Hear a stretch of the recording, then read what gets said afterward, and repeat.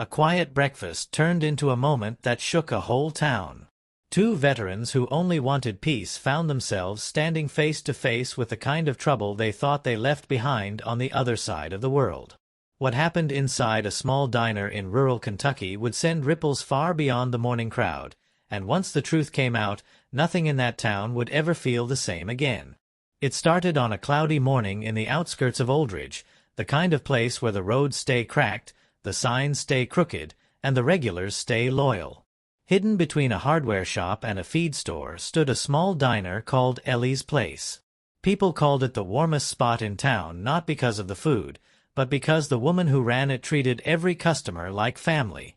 But on this particular morning, a routine breakfast would become the spark for a conversation the town had avoided for years. A moment that would expose what people choose to see and what they choose to ignore. That morning belonged to two men, Marcus Lee and Sam Carter. Two lifelong friends. Two veterans. Two men who had carried more than their share of weight for their country. Marcus walked in first. Tall, steady, carrying himself with the quiet confidence of someone who had been through storms most people couldn't imagine. His left knee never healed right after his final deployment, and every few steps carried the memory of that injury. He wore an old jacket with a faded patch from Operation Enduring Freedom and a cap his daughter bought him when he retired. Sam was already inside, seated in the corner booth he claimed years ago. He was wiry, fast-talking, sharp-minded, and known for fixing almost anything with a pocket-knife and stubborn determination. He had served as a field medic and still carried the calm hands and quick focus that once saved lives under fire. The moment Marcus approached the booth, Sam lifted his cup. "You're late," Sam said. Marcus shook his head as he slid into the seat. "This leg doesn't race anymore. If someone wants to catch me, they better walk slow." They laughed like men who had earned the right to laugh at the hard things. Their laughter carried history, loss, brotherhood, survival, and beneath it all, the relief of two men finally sitting in peace. Hooks began to form around them without either of them knowing. Sam pulled out a small photo of his grandson showing off a school medal. Marcus talked about the roofing work he took on lately. They joked about their knees, their doctors, the things they missed about their younger days, the things they wished they could forget. And as they spoke, the diner moved like it always did. Ellie refilled sugar jars. The cook hummed while flipping bacon. A pair of older farmers argued over the weather forecast again, even though they made the same argument every week. Everything felt familiar and safe. But safety doesn't always last, especially in a place where assumptions move faster than truth. Just as Ellie turned toward the kitchen, the diner's front door swung open. A uniform stepped in. Not the sheriff. Not the deputy people trusted. A new face. A stiff posture. A jaw locked tight. Deputy Owen Briggs. Late 30s. Newly transferred. Known for being firm. Known for following every rule except the ones that required empathy. He scanned the room with a look sharp enough to cut glass. No greeting. No smile. No sign of understanding the space he had just walked into. He wasn't looking for danger. He was looking for suspects. But he only looked at one table. Marcus and Sam. Sam noticed first. He set his cup down and whispered, "You see him staring?" Marcus nodded. "Just sit steady." Deputy Briggs walked straight toward their booth like he had been told exactly where to go. The tension arrived a half-second before he opened his mouth. "You too," he said. "I need to see identification." No introduction. No explanation. No respect. A small hush fell across the diner as several heads lifted. Sam blinked slowly. "ID for what?" Briggs tapped the radio on his shoulder. "Received a report of two suspicious men outside this diner. Need confirmation of identity." Marcus's voice stayed steady. We're eating breakfast. That's all. Briggs didn't move back. He stood close enough that Sam could smell the faint scent of mint gum.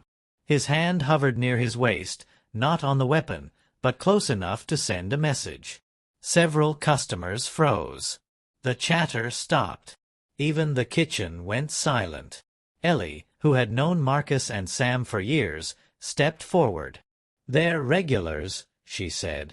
"Been coming here longer than I've worked here, and that's saying something."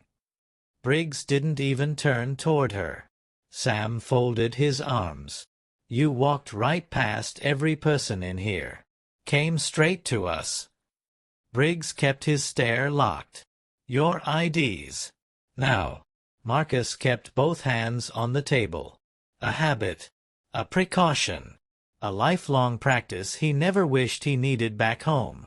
"We're not refusing," Marcus said. "We're asking for a reason." Briggs didn't answer. Instead, he pressed his radio button. Every eye in the diner followed the movement. Across the counter, a teenager named Tessa Morales, who had been recording her breakfast for a vlog, quietly lowered her phone and started recording the encounter instead. Her hands trembled, not because she wanted drama, but because she knew moments like these mattered. The silence grew thicker. The tension grew sharper. And the next seconds would decide whether this incident stayed a small-town misunderstanding or escalated into something far bigger. Sam leaned back, voice steady. "Deputy, are you detaining us?" The question hung in the air like a held breath. Briggs hesitated. People saw it. People felt it. People waited. He never answered. Before Briggs could take another step, the diner door swung open again, and someone else walked in. Someone who had the power to change the course of that morning. Someone who understood the town far better than this rookie deputy did. And everything in the diner shifted again. The man who stepped into the diner carried age in his shoulders and authority in his presence. Lieutenant Harold Grant, mid-60s, steady expression, a man who had spent 4 decades learning the difference between danger and misunderstanding, walked straight into the tension without needing to ask what was happening. His eyes moved from the stiff rookie deputy to the 2 veterans in the booth. He didn't need a report. The scene told its own story. "Briggs," Grant said with a voice that cut through the silence. "Step back." Deputy Briggs didn't move at first.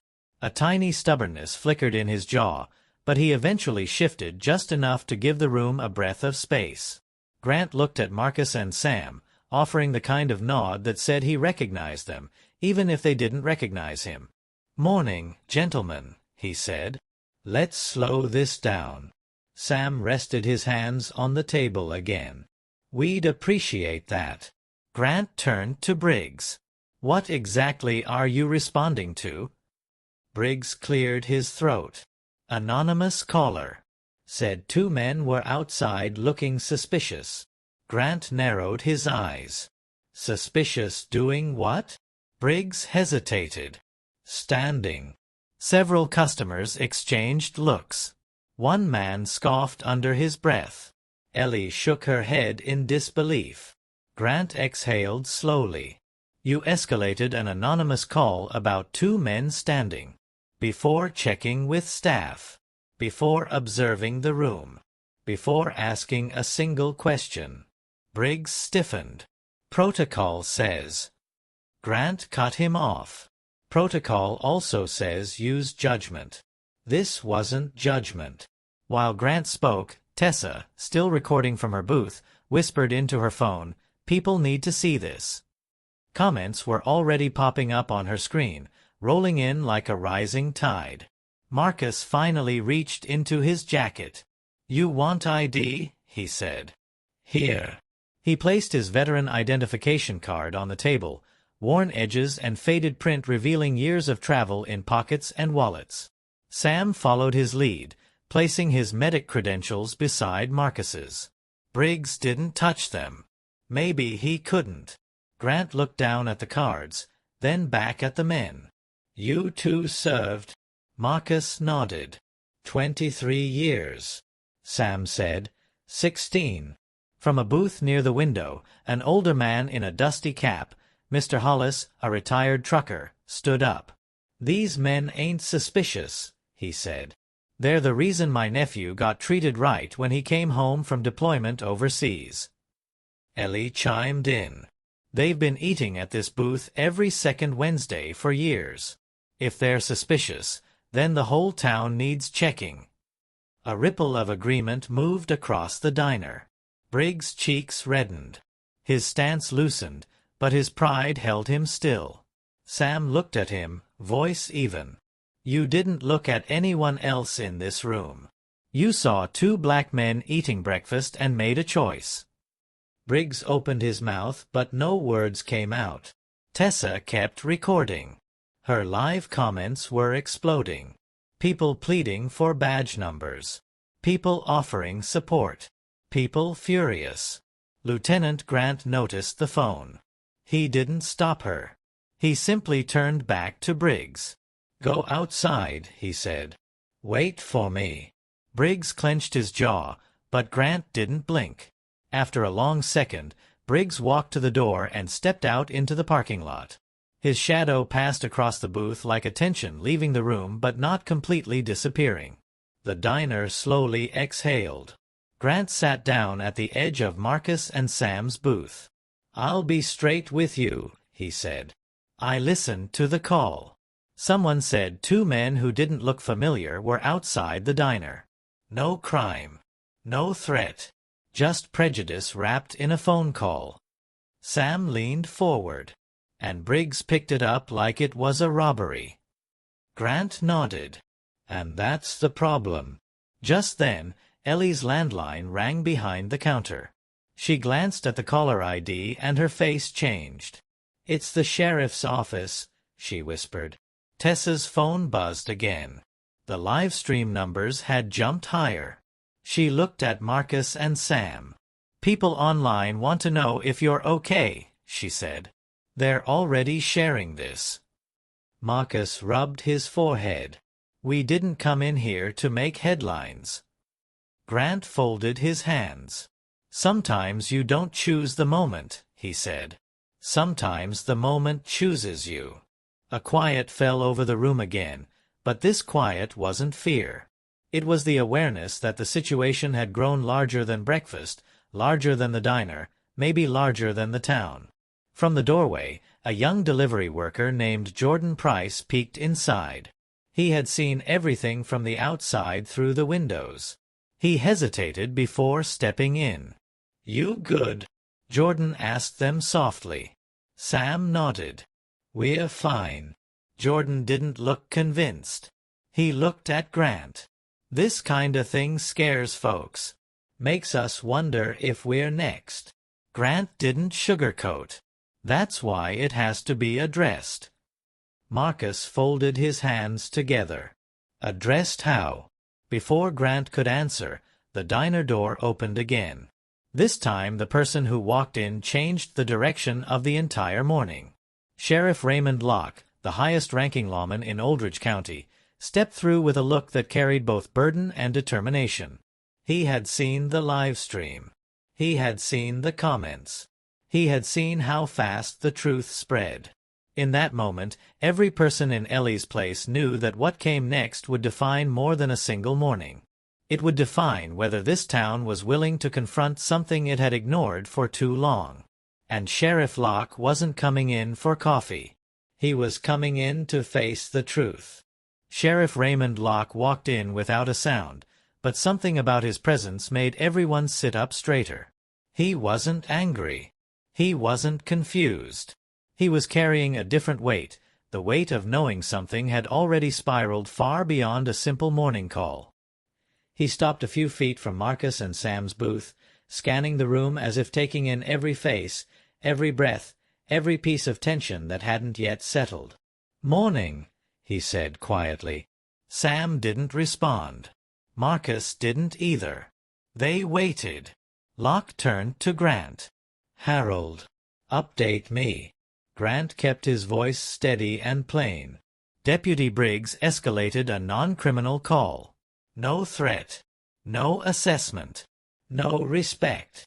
Locke nodded once, the kind of nod that wasn't approval but acknowledgement. Then he faced Marcus and Sam. "I saw the footage," he said. "All of it." The diner was so quiet the hum of the old refrigerator behind the counter felt loud. People watched him like they were waiting to see if he'd fall on the right side of history. Locke took a slow breath. "I'm not here to explain or defend what my deputy did," he said. "I'm here to tell you it was wrong." Sam raised an eyebrow. "That's a good start." Locke continued. "Briggs has been pulled from duty until a full review is completed." A murmur spread across the room. Tessa's phone lit up as her live viewers reacted in real time. Jordan, standing near the door, crossed his arms and whispered, "About time." But Locke wasn't finished. "I didn't come here to talk about punishment," he said. "I came here to talk about responsibility. Mine. My department's.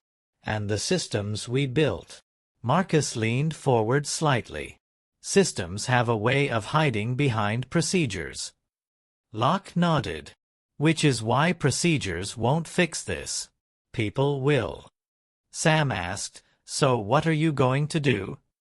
Locke reached into his shirt pocket and unfolded a letter. He didn't hand it over. He read it aloud. "To Marcus Lee and Sam Carter. On behalf of Oldridge County Sheriff's Department, I'm issuing a formal apology for the treatment you experienced this morning." He paused. His voice remained calm but carried weight. "You deserved acknowledgement for your service, not suspicion. You deserved calm, not confrontation. You deserved respect, not assumptions." The room stayed still. Locke continued. "This department will not ignore what happened. We will review our training, our responses, and the way we evaluate reports. We will rebuild trust that has been broken. You didn't ask for this moment, but your dignity in it has forced us to confront our own failure." He folded the letter slowly. Signed, Sheriff Raymond Locke. The crowd didn't clap. Not yet.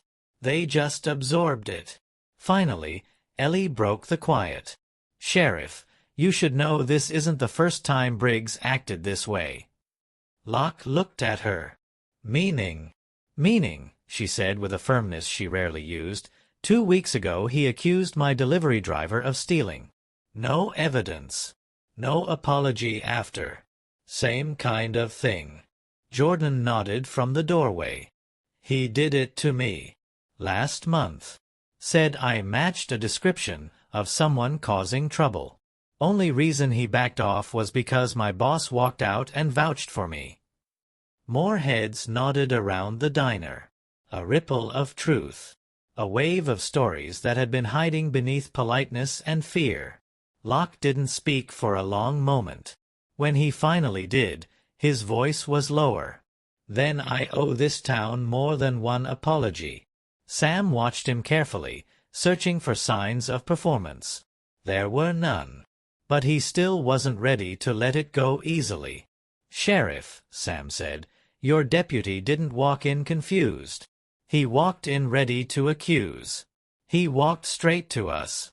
That wasn't training. That was mindset." Locke didn't argue. "You're right." Tessa lowered her phone a bit, speaking softly. "People online are saying the same thing." Marcus glanced at her. "How many are watching?" Tessa checked. "Over 30,000 now. And climbing." Ellie pressed a hand to her chest. Locke looked between Marcus and Sam. "You two became the center of something bigger than this town in less than an hour." Marcus answered gently. "We didn't want attention." Locke replied, "Sometimes attention finds the people who tell the truth the clearest." Just then, the diner door opened again, letting in a breeze and a middle-aged woman holding a paper grocery bag. She paused when she saw the tension, then walked over, her steps unsure but determined. "My name's Ruth," she said. "I watched the live stream. I live across the street. I didn't know what else to do, so I brought you both lunch for later." Sam blinked. You didn't have to do that. Ruth's voice shook. I did. Because you shouldn't have had to defend yourselves for sitting in a booth. She set the bag on the table and walked out, wiping her eyes before anyone could see. The whole diner felt it. The shift. The warmth. The weight. Locke stepped back slightly, giving space but not escaping responsibility. I want something from both of you, he said. If you're willing. Marcus and Sam exchanged a look. What is it? Marcus asked. I want you to meet with my training board, Locke said. Speak to the new recruits. Help us change the way this department sees and responds to situations like this. Not as a favor. As a partnership. Sam let out a quiet, tired laugh. You asking for help from two men your deputy tried to push around? Locke nodded. Because those two men knew calm, patience, and dignity better than my deputy did. The offer sat between them like a question waiting for courage. Before either could answer, a quiet voice from the back spoke up. A man who rarely talked. A man most people forgot was there until he stood. Mr. Aiden Park, an elderly Korean War veteran who had lived in Oldridge longer than anyone else in the room, moved toward the booth with slow, deliberate steps. He stopped beside Marcus and Sam. I saw what happened, he said. And I'm proud you didn't shrink. Proud you didn't lose your temper. Proud you stood your ground. Aiden reached into his coat and placed something on the table. A military ribbon. Faded. Softened by decades. Clearly precious. I carried that through a war, he said. I'm giving it to you because what you faced today required bravery too. Marcus stared at the ribbon, speechless. Sam swallowed hard. Aiden nodded once and walked back to his seat without waiting for a response. The diner didn't erupt with applause. It didn't need to. It felt like the room itself bowed in acknowledgement. Outside, through the window, a few people began gathering in the parking lot. Some held phones. Some held signs. Some simply stood with their hands in their pockets, waiting for something they didn't fully understand. Tessa looked toward the window. I think the town's waking up. Sheriff Locke glanced outside too. Let them. This is their moment to listen. The story wasn't slowing down. It was growing. And Marcus and Sam were being pulled deeper into it with every breath. The hum outside grew louder. More people. More voices. More attention. And the next few minutes would take this already heavy moment and push it into something even larger. This wasn't just a diner incident anymore. It was becoming a reckoning. The noise outside thickened, not chaotic, but steady enough to press against the windows like a rising tide. People weren't shouting. They weren't crowding the door. They were gathering with purpose, forming a circle of quiet expectation around Ellie's place. A few held handwritten signs on scrap cardboard. A few held their phones high. Most just watched, as if waiting for the weight of the morning to settle somewhere they could finally understand. Inside, Marcus took a slow breath and glanced toward the window. Didn't think breakfast would come with an audience. Sam gave a tired half-smile. I didn't think breakfast would come with a deputy. Locke looked between them. You don't have to speak to anyone. Not the cameras. Not the crowd. Not me. This is your choice. Before either man could respond, the diner door opened again, letting in a gust of tension and a young man in a bright orange hoodie. He clutched a small notebook and paused, looking like he was gathering courage. I'm sorry to interrupt, he said. My name's Caleb. I go to Oldridge High. I saw the live stream. He swallowed, then stepped closer. I'm writing an article for the school paper. I didn't want to come without asking first. Could I interview you both about what happened? Sam exchanged a quick look with Marcus. The boy couldn't have been older than 17. His notebook was worn. His hands shook slightly. Marcus answered gently. You want the truth? Caleb nodded. Yes, sir. Sam motioned to an empty chair. Then write it down. Don't change the words to make anyone comfortable. Caleb slipped into the seat, heart pounding. People my age need to understand this. We hear about things like this on the news, but seeing it happen here, it feels different. It was a simple statement, but it carried a weight that settled across the diner like a new kind of silence. The kind that didn't hurt. The kind that listened. Then the bell over the door jingled once more.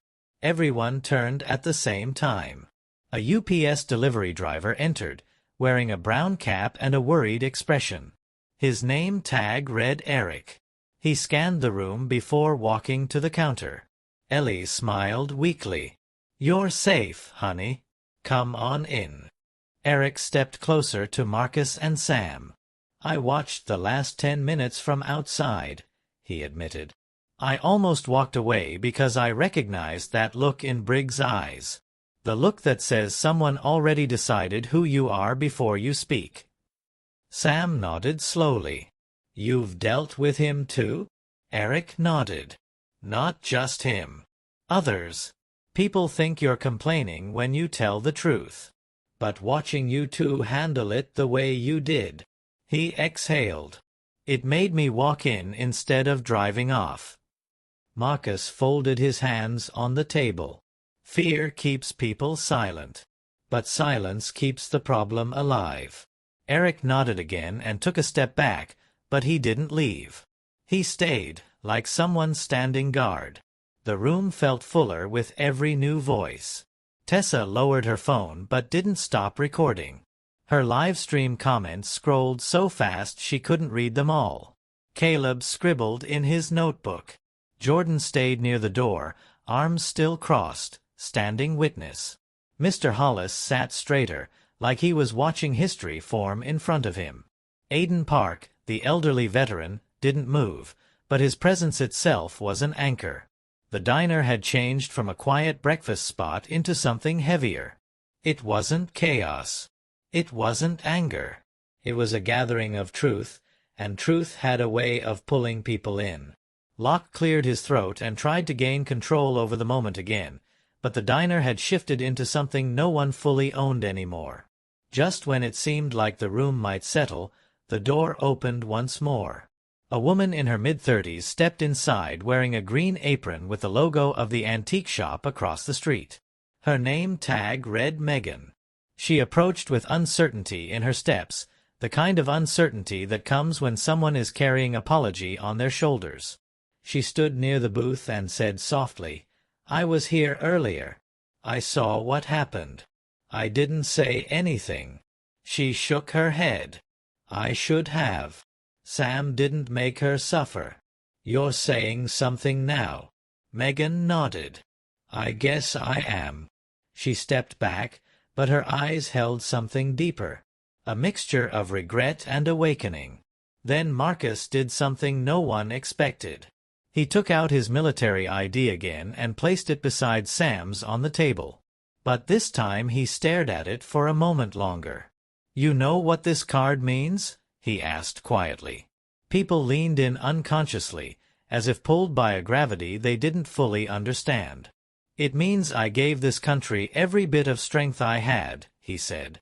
It means I followed orders even when the world was falling apart. It means I came home expecting respect, not suspicion. Sam reached into his wallet and placed his own card next to Marcus's. And I served longer than some officers have even worn a uniform, he said. Yet it took Briggs less than 30 seconds to decide who we were. Tessa whispered into her live stream, people need to hear this part. Marcus looked around the room. There's an exhaustion you don't see. An exhaustion that comes from being treated like a problem instead of a person. You don't forget those moments. They stick to you, mile after mile, year after year. Caleb stopped writing. He was listening instead. Megan wiped her eyes. Eric clenched his jaw. Jordan nodded. Aiden closed his eyes again as if remembering old battles that never fully faded. Before anyone else could respond, the door swung open once more and an older woman with gray curls entered, clutching a foil-covered pie. She wore a simple cardigan and carried herself like someone who had been rehearsing her words all the way there. She walked straight to the booth. "My name is Mrs. Laurel Turner," she said. "I saw the live stream before I even finished my coffee. I didn't know what else to do, so I made you a pie. It's pecan. My late husband's recipe. He was Air Force." Marcus stood instinctively. "Ma'am, you didn't need to." "I did," she said firmly, "because he would have wanted me to." She placed the pie gently on the table and rested her hand lightly on Marcus's shoulder. "You deserved better than what happened this morning." She didn't stay long. She didn't want attention. She walked out as quietly as she walked in, leaving the smell of warm sugar and years of memory behind her. The whole diner felt her absence after she left. Then Sam muttered, "I wasn't trying to go viral today." Marcus replied, "I wasn't trying to be treated like I didn't belong." Before the weight of their words could settle, Tessa's phone suddenly buzzed and vibrated so hard she almost dropped it. She looked down. Her eyes widened. "Your video," she said, voice shaking, "just passed 100,000 views." Locke stiffened. Caleb froze. Even Ellie leaned forward. Sam glanced at the screen. "That fast?" "It's on 3 different platforms now," Tessa said. "People are asking for updates. They're tagging news stations. It's spreading everywhere." Marcus kept his voice steady. "We didn't ask for this." Tessa nodded. "I know. But sometimes the world doesn't wait for permission." Outside, the crowd grew thicker. A few local reporters had already arrived, adjusting equipment, speaking into microphones, preparing to step into the story whether the town was ready or not. Inside the diner, tension shifted into something less predictable. Not fear. Not anger, but the sense that a choice was coming. A choice that would decide whether this moment became a simple headline or the beginning of real change. Sam looked at Marcus. Marcus looked at Sam. And before either of them could decide their next step, the diner door swung open again. This time, the news camera crews weren't the only ones walking in. A news crew rushed in first, but they weren't the force that shifted the room. The real shift came from the man walking behind them. Deputy Briggs. No longer stiff with authority. No longer gripping confidence. His posture was tight, uncertain, almost bruised. He wasn't in uniform now. The badge that once hung on his chest wasn't visible. His steps were slower than before, as if each one carried the weight of everything he had done that morning. He paused at the entrance, eyes lowered, waiting for permission to come closer. But no one spoke. No one invited him. No one told him to leave either. Sheriff Locke didn't move toward him. Grant didn't stand. Ellie didn't greet him. The diner belonged to Marcus and Sam now, and everyone knew it except Briggs himself. The deputy took one more step inside, swallowing hard, then approached their booth like someone walking toward a fire. He didn't sit. He didn't reach for anything. He just stood there.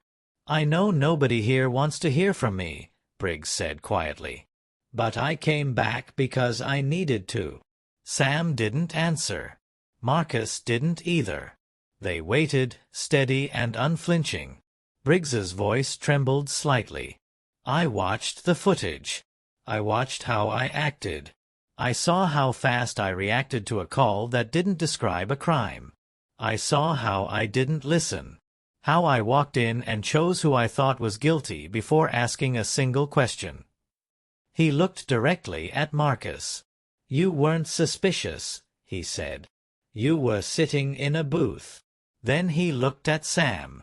"And you weren't refusing anything. You were asking for respect." A hush settled deeper over the diner. Outside, The crowd pressed closer to the windows. Some people began recording again. Some lowered their phones out of respect.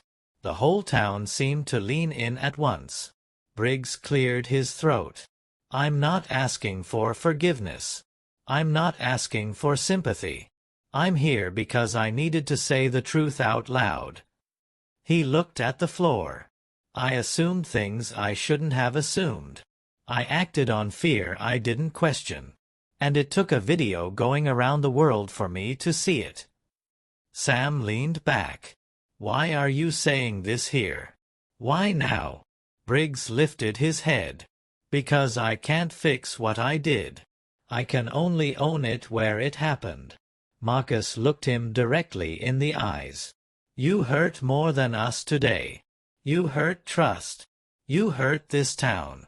You hurt everyone who's been judged the same way." Briggs didn't flinch. "I know." The silence that followed wasn't permission. It was a mirror. And Briggs had to face his reflection whether he liked it or not. From the back of the room, Aiden Park spoke again. "Took courage to come back after being wrong." Briggs nodded toward him. "I'm trying to start somewhere." Jordan, still standing guard near the door, crossed his arms. "Words don't fix everything." "No," Briggs said. "But they're the only thing I can offer right now." Sheriff Locke rose from his seat. He didn't look angry. He didn't look relieved. He was watching like a man evaluating a fragile bridge to see if it would hold. "Briggs," Locke said, "you understand this isn't going away?" Briggs nodded. "Yes, sir." "You'll undergo full review," Locke continued, "and the community will be included in that process." Briggs accepted that without protest. A man who knew he deserved it. Then something unexpected happened. Sam stood up. Everyone held their breath. Sam didn't raise his voice. He didn't point fingers. He didn't preach. He just looked at the deputy steadily. "You showed up wrong this morning," Sam said. "You showed up late tonight. But you showed up." Briggs didn't speak, didn't move. Sam stepped closer. "Change doesn't start with being perfect. It starts with being honest. The question is what you do tomorrow." Briggs nodded. "I won't forget this morning." Marcus stood too. "Don't remember the moment. Remember the lesson." Briggs swallowed hard once more, nodded to both men, and turned to leave. He walked out of the diner and straight into the crowd outside, who watched him like a man standing at the edge of something he wasn't sure he could cross. The door shut behind him. Inside, tension loosened again. The heaviness felt different now. Not gone, but shifted into something that resembled possibility. Caleb closed his notebook gently. "I've never seen anything like that," he whispered. Ellie stepped closer to Marcus and Sam. "You two changed more in one morning than people in this town managed in 20 years. Marcus shook his head. "We didn't change anything alone." Outside, the crowd parted. Reporters lowered their microphones. People stepped aside as Sheriff Locke walked out to address them. His voice carried across the parking lot, calm but firm. He explained the investigation. He confirmed the suspension. He acknowledged the live stream. He promised transparency. But then he said something that made the whole crowd lean forward. "Two veterans showed this town what strength looks like," Locke said. "Not the kind that shouts. Not the kind that fights. The kind that stands firm with dignity. Starting next week, we're opening community meetings on law enforcement conduct. Anyone can attend. Anyone can speak." A cheer rose from the crowd. Inside, Marcus and Sam watched through the window. Sam whispered, "This morning we couldn't eat in peace. Now look at them." Marcus replied softly, "Sometimes the world hears you only when it's forced to listen." Tessa approached them, her phone finally lowered. "People online want to know if you'll speak later. They want your message." Marcus smiled gently. "Tell them we're thinking." Then something happened that neither man expected. Mrs. Laurel Turner's pie sat on the table, untouched. Ellie cut 2 slices and set them in front of Marcus and Sam. "You've carried enough this morning," she said. "Eat. Rest. Let the town breathe with you." Marcus took the fork. Sam did too. As they ate, a small group of teenagers peered through the window. They weren't recording. They just watched. Curious. Thoughtful. Aware. Sam tapped his fork lightly. "Kids will remember this." Marcus nodded.